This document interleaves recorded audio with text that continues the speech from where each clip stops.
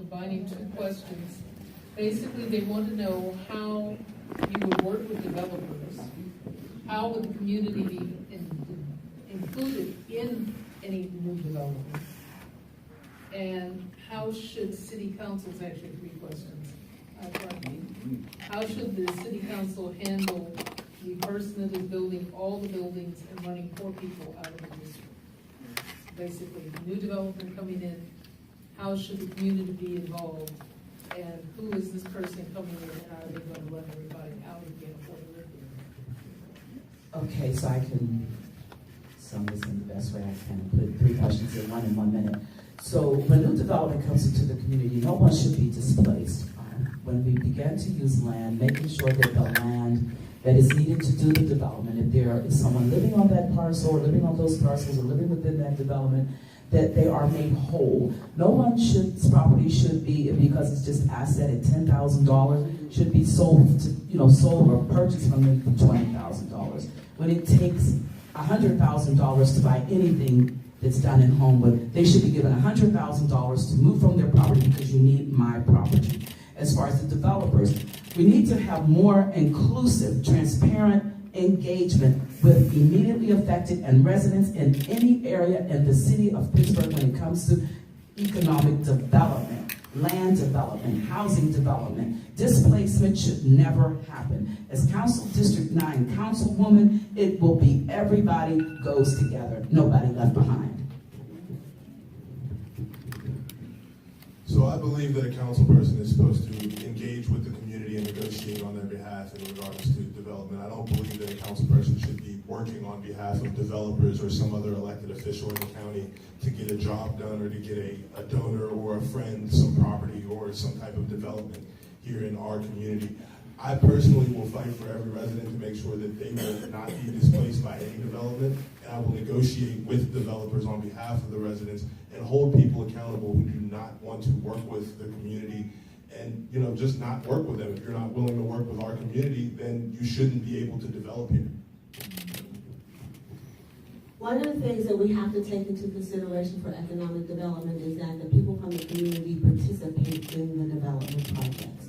Another thing that we have to take into consideration is that we have to have a measurable community participation plan. It's wonderful to say that the majority of the residents agree with me, but we have no quantitative way to measure that, to say that these many people, what we see now is people show up to a community meeting, they're fed a plate of food, and they sit and bow their heads, and they're taking pictures of and saying, hey, they agree with what was being said. But unfortunately, they're not asked questions. They're not given residents aren't given opportunity to be inclusive in a development project. We have one fine example of the Homewood Senior Station here, where one resident who's here in the audience was adversely affected by this development. It's been 8 years now, and that resident has not been made whole. That resident hasn't had any advantages to be able to participate or say that this is what was going on, and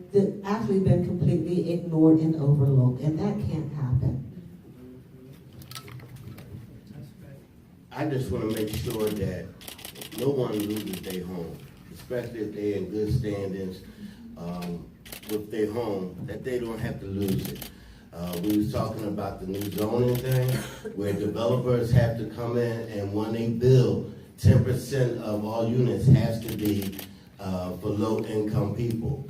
I want to keep that in play, and also I want to make sure these small businesses, independent businesses, don't get pushed out by these big companies coming in here. And we need to keep some of these small businesses here in our communities. So I'll continue the process that I shared before. The HELP initiative has 5 steps. Those 5 steps are: first, creating collaboration; second, comprehensive community planning; third of all, capacity of local organizations to participate in development; fourth, raising the capital; and 5, overseeing construction. All 5 districts all 5 of communities in the HELP district, Homewood, East Liberty, Larimer, Lincoln, Leamington, East Hills, all of them have collaboratives. All of them are either in or have completed a comprehensive plan and are beginning the capital plan. That is the process. What you want to do is give the power to the residents, but it has to be in a systematic way. And by following this systematic process, and Malik Bankston, who's been my mentor in this, has convinced me of the importance of planning. When the community comes together and sets up its plan, that becomes the template of ownership by them of redeveloping their own community. And that process that we laid out, again, you may read the website, but that's the process I will continue to follow. Great. There's a lot of different moving parts in the question, but we can support, I think, community residents vis-a-vis development. It's always okay to ask economic development for whom, right? Who is benefiting? Who is this development intended for? You don't have to just, I think as a city, and even in our city departments, we've been just sitting there waiting for someone to kind of walk into the door. And especially in planning, in city planning and zoning, we shouldn't just be waiting and reacting to what some developer has already planned for a piece of property. The way we take your neighborhood plans and make them law is through zoning. So I think instead of having the kind of current zoning where it's just parcel by parcel and we're just negotiating setbacks or height limits or something like that, we need to take your neighborhood plan and put it into city code so that developers ahead of time know what they have to deal with. And that's the force of law backing you up, and that's what we don't have in place right now.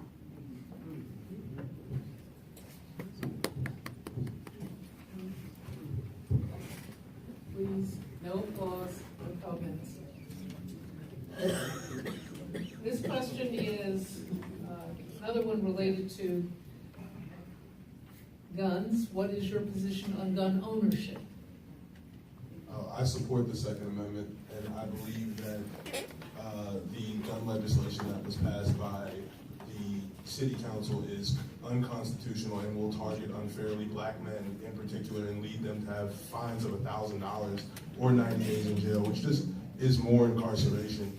If we want to address this problem of illegal guns, we have to address the illegal purchases and sales of straw purchasers and people, illegal gun traffickers who are coming into our community bringing firearms.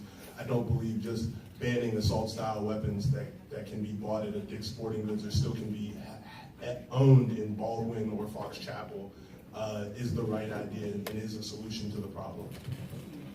Can you repeat the question for me, please? What is your position on gun ownership? I am full support of gun ownership. Having been a member of the United States Army, I was fully trained on the use of weaponry. So I do believe that we have a constitutional right to own a gun. Unfortunately, what has happened is that we have to make sure that certain measures are in place that the guns, weaponry does not get into hands of people who do not know how to use them and that they are illegally obtained. That is the greater problem with the gun rights. I too am not in favor of the gun legislation that was passed because unfortunately it wasn't a piece of legislation that we at the local level had any control over. That is a state issue, and we should not be wasting precious resources from the city, limited resources from the city to fight lawsuits for legislation that we are not supposed to pass anyway. So. Well, I'm all for gun ownership, but I think they need to do a more intense background check, security checks on the people that's buying these guns. And as far as assault rifles, I believe the assault rifles needs to be overseas in the Army's hands because you do not need an assault rifle to go hunting, or you do not need an assault rifle in your house. If somebody break in your house, by the chance you get to an assault rifle, you already pretty much dead. So I believe in handguns. I believe you can have handguns, but you need to be, they had to have more strict the background checks. Because you can just go in there into Dick's Sporting Goods, fill out a little piece of paper, one-sided piece of paper, and you can get approved. I think it should be more than that. Actually go through their history, go through how they was in school, you know what I mean?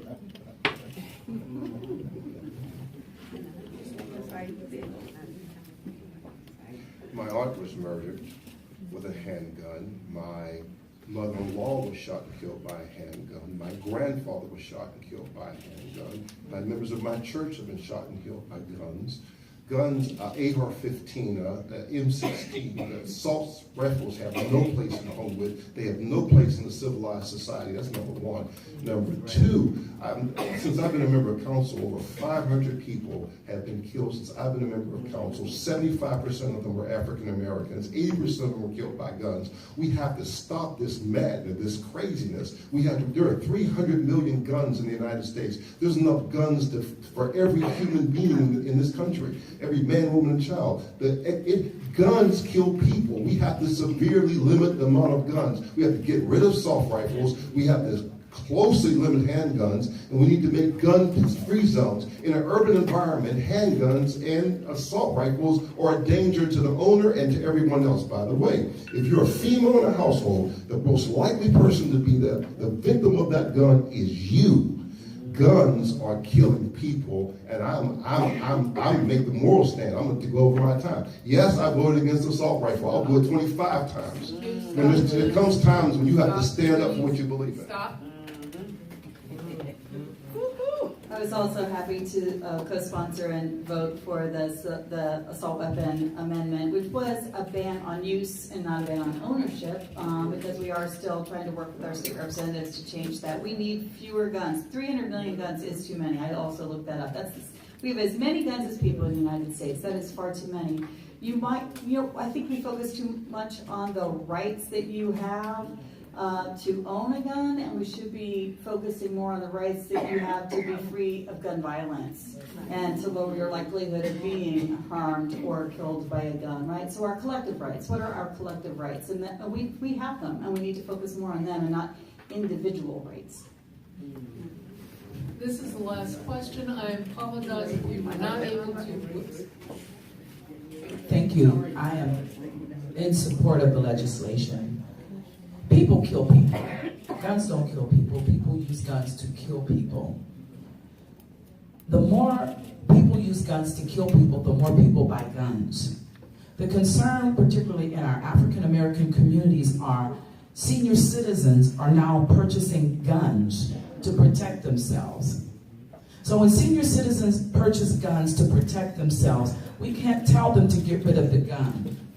As an individual that owns a gun in my home with a license and my husband, the thing that we teach people is how to properly use them if you are going to purchase them. Make sure you have them licensed. Assault weapons in a community such as this, we don't need assault weapons. We need to make sure we educate those that are able to buy them and are legally able to buy them and stop the violence in that way that we can protect ourselves and protect our homes and carry arms that are legal if we choose to. As I said, this is going to be our last question. If I was not able to get your question, apologize. We could probably be here till Hector was a pup and he grew up. And somebody'd have to sit down for something to eat. Our last question: what is your opinion on the gerrymandering of Pennsylvania election districts? Would you endorse the creation of an independent citizens council to draw election districts? Do I need to repeat that? This is our last question on gerrymandering. Okay. What is your opinion on gerrymandering of Pennsylvania election districts? Would you endorse the creation of an independent citizens council to draw election districts? My opinion, yes, I would. I agree with that. I believe we should have independent committee to enforce this, and I agree with it. Quickly, yes, we need an independent, but it needs to be an expert council to redraw the lines. But let's go back to guns. Australia had a problem with gun violence, and what it did was it started getting rid of the guns. In Europe, they don't have a problem with gun violence at this level because they don't have guns. We are the only civilized nation in the world that has this high rate of gun violence. It's disproportionate killing black boys and brown boys in the United States. If you want to reduce killing kids, get rid of the guns. The second thing, of course, is mass incarceration, and we do that because of the insane drug laws, which are putting black and brown kids in jail disproportionately. But the guns are killing people. If you get rid of the guns, data is clear. And we've done, it's across the world we've done this. Get rid of guns, you get rid of violence, you save lives. That's right, that's right. Thank you. Gerrymandering is a problem that I'd be supportive of the state changing. But I also would like to revisit a couple topics, which is, again, back to economic development. In my district, there was a year when my city council district had half of all the building permits pulled in the city of Pittsburgh in 2016. I had an intern count it. So big projects, little projects, projects in between, homes being rebuilt or built, and the big development projects. I represent all of the Strip District, Lawrenceville, and on up the river, and all of the Bomb Center corridor. And I always back to the community organization. I do have high capacity, mostly staffed community organizations. And when you're facing down a developer, even under the current system that doesn't empower your neighborhood plan, you can get them to yes, right? And so we got them to concede to the community's demands, sometimes with a community benefits agreement. And then secondly, make sure you do a water test at your own house for lead, and make sure you use a filter if there's anything over 0. There is no acceptable level of lead. Michelle's been working with the school board to take all of the lead pipes out of the school buildings as well.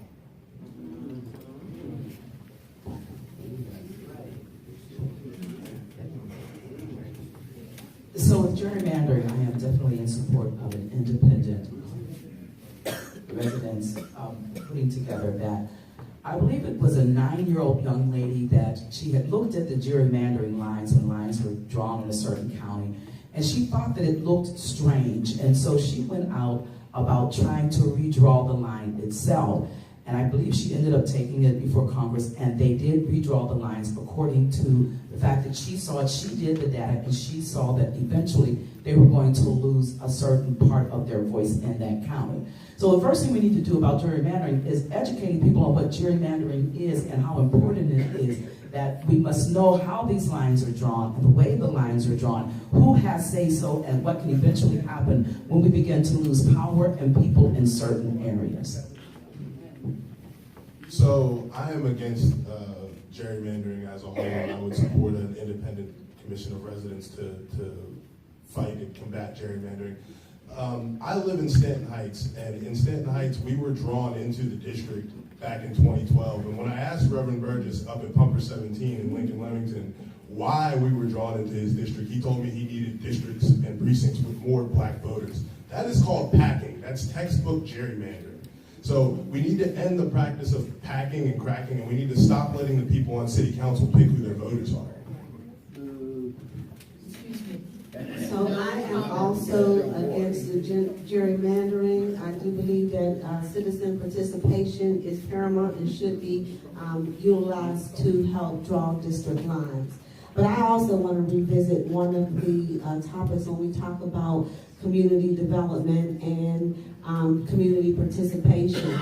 And unfortunately, we can sit and listen to all the statistics in the world, we can sit and look at all of the websites, but the actuality in this community is that the citizens have a limited, if not at all, a voice in development. And the reason behind that is because the developers that are chosen to do work in our communities are handpicked by our council representative who receives large financial contributions. I am self-funding my campaign and do not take any campaign contributions from developers, so therefore I'm not beholden to any developers. Also, we also have a problem with land distribution and property rights in our neighborhoods, and these are in violations of what our community residents our rights to our property values being stabilized. I'll stop.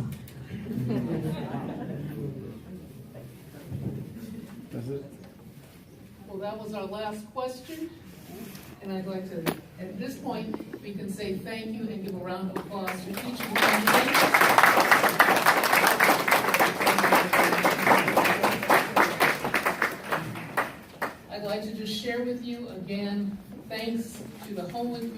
Engagement Center for having us here tonight.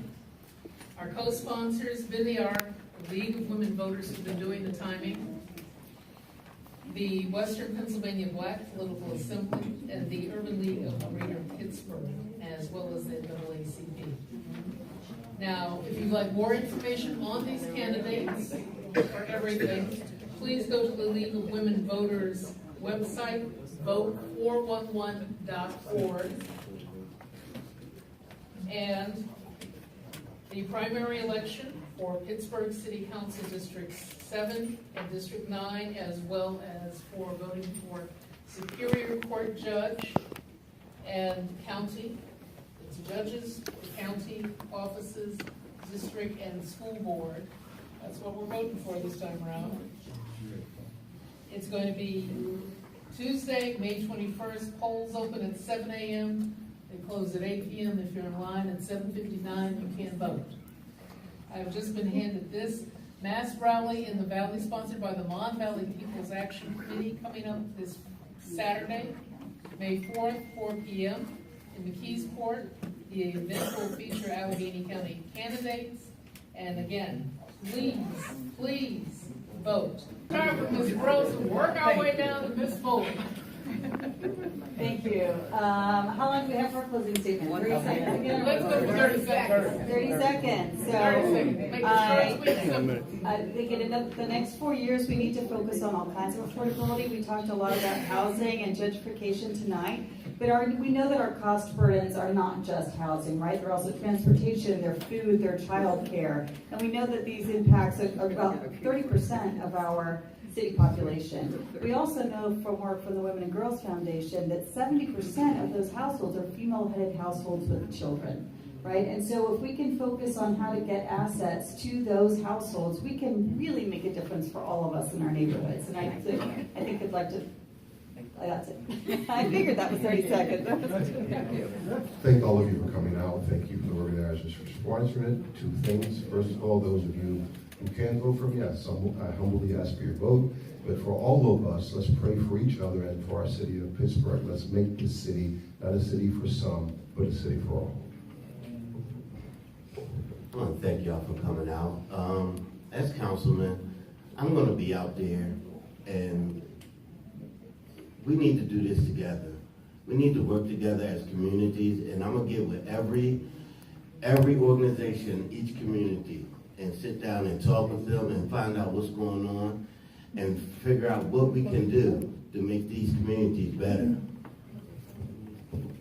We need a council district that is inclusive, accountable, and loyal to the residents. We need new leadership for better government. We are going to be focusing a lot on real estate development, real estate land issues coming up into the next term. So we need someone down in council that really understands what real estate is, what real estate development is, and how to adequately use land value, protect personal property rights, and to assist residents with issues that affect them through development. Gentrification has happened over the last 12 years, and it has been.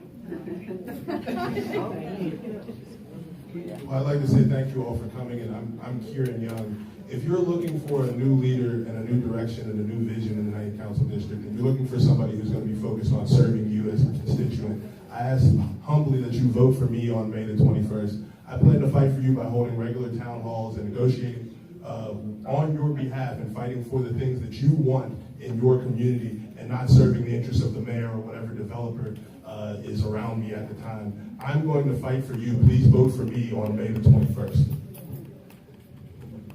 Thank you for coming. I am Cherylie Fuller, and I am running for City Council District 9. To continue working with the residents, to continue working with business owners, to continue working with developers, to make sure that Council District 9 is a district that is inclusive of all residents and no one is left behind, and moving Council District 9 forward for all. Thank you again for coming. Thank you.